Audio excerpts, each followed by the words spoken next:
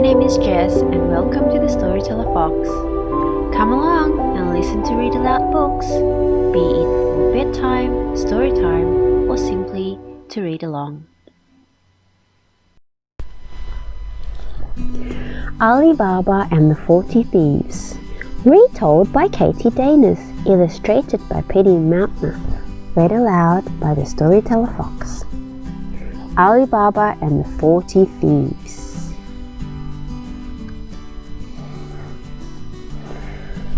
Chapter 1. A Secret Cave. Long ago in Persia, there lived two brothers. Qasim was a rich merchant, but Alibaba was only a poor woodcutter.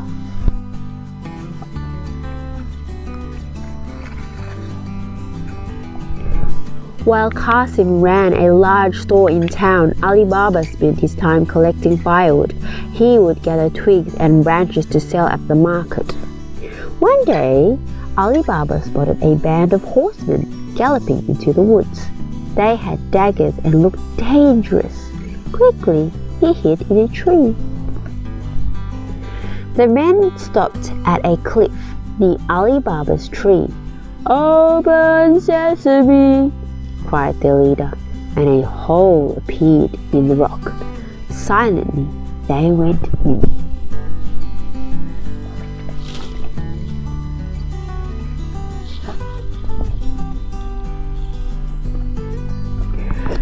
"That's amazing," thought Alibaba.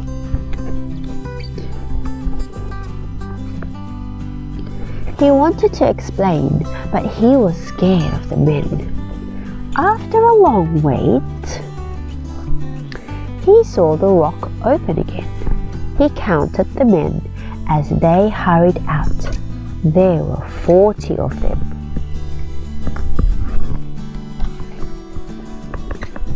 "Shut sesame!" said the leader. The rock closed and the men rode away. "Follow me, men."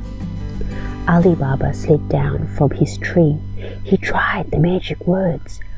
"Open sesame!" Instantly, the rock opened.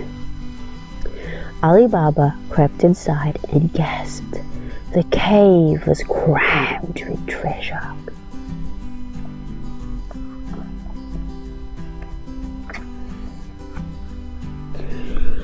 "Those men must be thieves," he thought. "They won't miss a few coins," and he filled 4 bags with gold. He turned to go, but the rock had closed behind him.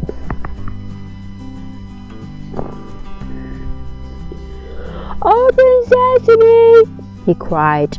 The rock slid open and he darted out. "Shut sesame!" he added before racing home. Alibaba's wife was stunned to see his bags full of gold instead of wood. "I must be dreaming," she sighed. Then Alibaba told her the whole story. "We should hide the gold," she said. "But first, let's find out how rich we are."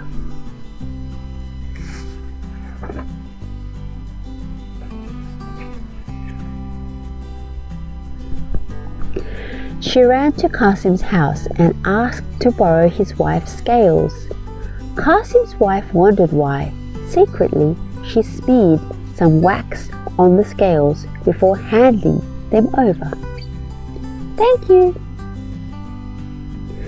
When the scales came back, Qasim's wife found a gold coin stuck to the wax. She showed it to Qasim. "Your brother isn't a poor man after all," she cried. "He weighs his gold." The next day, Qasim took the coin to Alibaba. "Tell me where this came from," he ordered Alibaba. Alibaba couldn't lie to his brother, so he told him about the cave.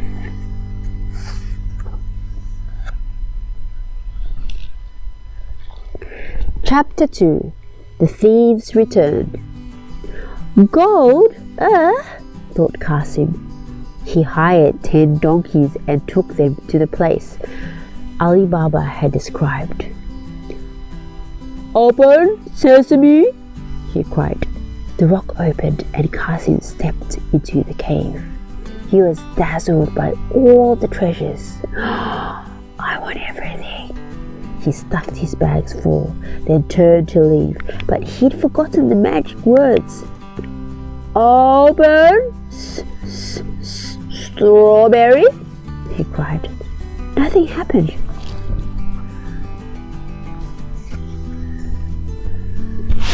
Qasim was trapped. Worse still, he could hear voices outside. He wanted to hide, but he was frozen with fear. Suddenly, the rock opened. "Get him, man!" shouted the leader of the thieves. "He knows our secret. Chop him up and leave his body." That night, Qasim didn't come home for supper. His wife was worried. She went to Alibaba's house in tears. "I think Qasim's in trouble," she wailed. "Please find him."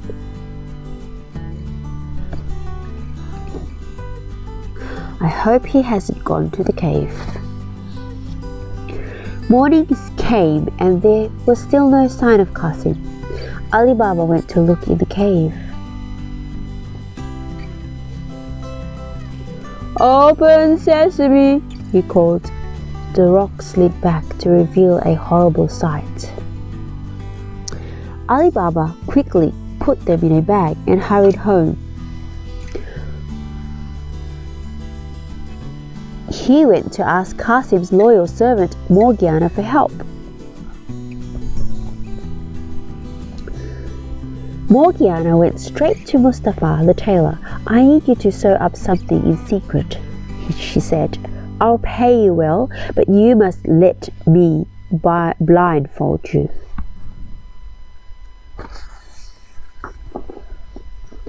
Mustafa agreed. He needed the money. Morgiana led him to Alibaba's house and made him sew up Qasim's body. Soon Alibaba was able to bury his brother in one piece. Chapter 3. X marks the spot. Meanwhile, the thieves had more stolen goods to hide. "Gamal, the body's gone," cried a thief to their leader. "Someone else must know about our cave," Gamal replied. "We must catch him too." "Let me go to town and track down our enemy," suggested one of the thieves.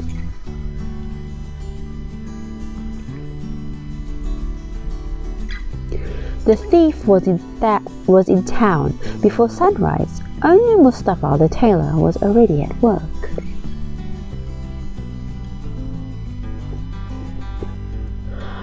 "How can you sew in the dark?" asked the thief. "It's easy," replied the tailor.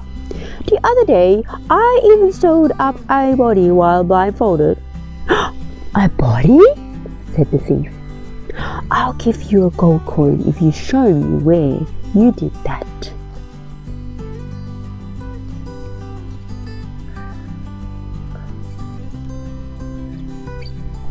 But Mustafa couldn't remember the way, so the thief put a blindfold on him. "Now can you find the house?" he asked. "I think it's this door. I'll mark it with chalk." An hour later, Morgiana arrived at Alibaba's house from the market. "What's this cross for?" she wondered. "I think something's fishy is going on." She drew crosses on the doors of 9 other houses, so Alibaba's didn't stand out.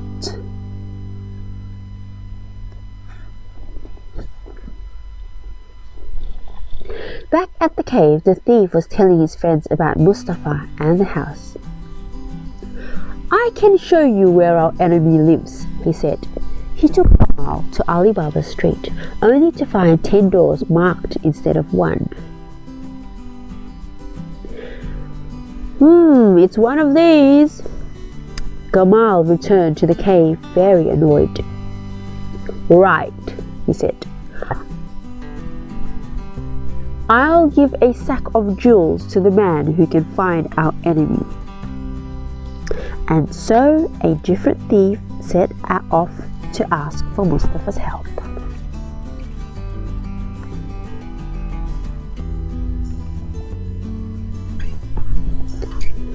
When they reached the door, the thief had an idea. "I'll mark it in red chalk," he thought.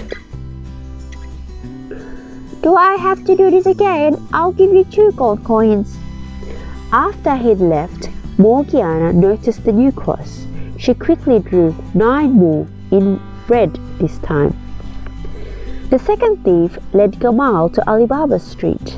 There were so many crosses, he didn't know where to start. "Must I do everything myself?" cried Gamal.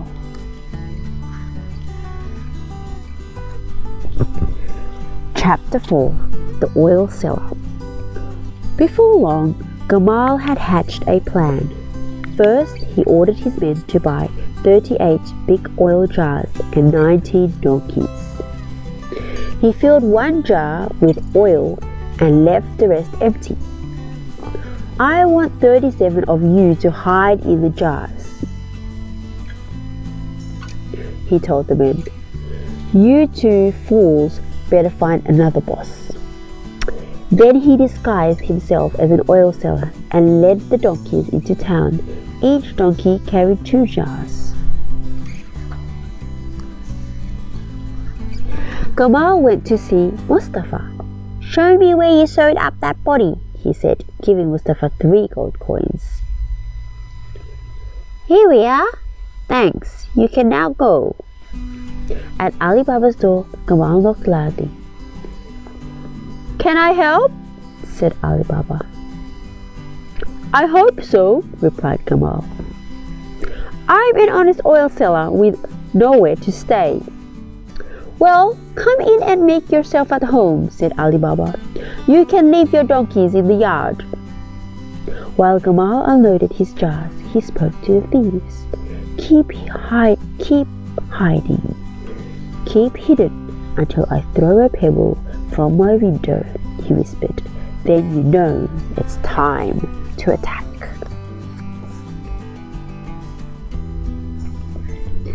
Morgiana was preparing supper for Alibaba and his guest when her lamp ran out of oil.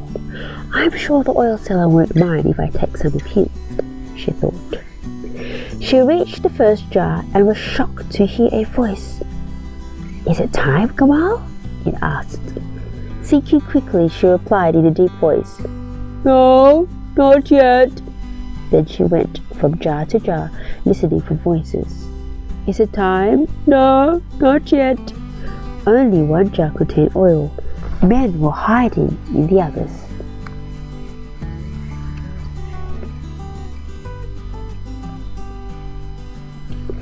Morgiana guessed Alibaba was in big trouble. She took the oil to the kitchen, heated it in a huge pot, then carried it out to the yard. Carefully, she tipped sizzling oil into all 37 jars. One by one, the thieves spluttered. That night, Gamal looked out of his window. "All clean," he thought, and threw a pebble at one of the jars. 20 pebbles later, there was still no sign of his men. "They must be asleep," he thought, and crept outside to wake them up.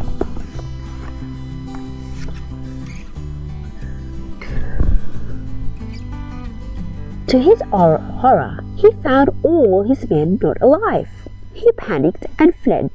In the morning, Morgiana showed Alibaba and told him about the oil seller's escape. "They're the thieves I showed at the cave," he cried. Chapter 5. Revenge. By now, Gamal was very upset. He thought of nothing but of capturing Alibaba. While he was plotting, he decided to sell some of the treasure. He dressed up as a businessman and set up a market stall. By chance, Alibaba's nephew ran and stole nearby. Hello, my name's Camel. Nice to meet you, Mr. Camel. The two men got along well. I made a new friend, the nephew told Alibaba. A week later, Alibaba's wife held a dinner party for the nephew and his friend. Gamal found himself face to face with his enemy. All went well until Alibaba offered him salt. Have some salt? No, anything but that. In Persia, it was very unlucky to harm someone if you'd eaten this.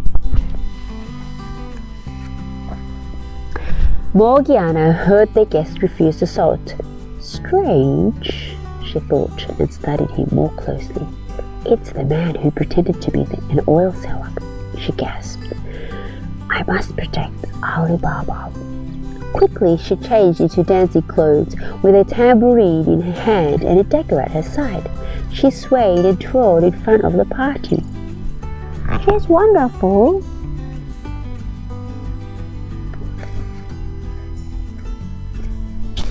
Her dance was greeted with claps and cheers.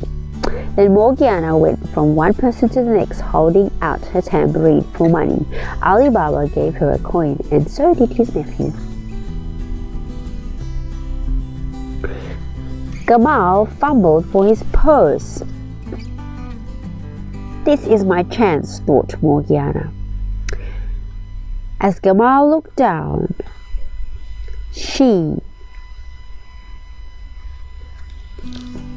captured him. The others jumped up. What have you done? Cried Alibaba. I'll save your life, Morgiana replied. Look carefully at your guest, she went on. He's really the fake oil seller. He's also the leader of the thieves, cried Alibaba. Morgiana, how can I ever repay you? Alibaba asked. Maybe she could marry me, suggested his nephew. Great idea, said Alibaba. We'll have the wedding of the year, and there's a cave full of treasure to pay for it. The end. Alibaba and the 40 Thieves comes from a collection of Arabian stories known as 1001 Nights.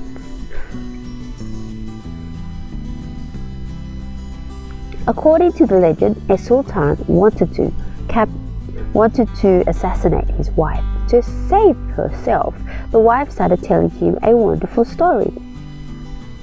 The sultan found the story so good, he let her live to finish it. Then she started another one, hundreds of stories, and 1001 nights later, the sultan let his wife go. The end.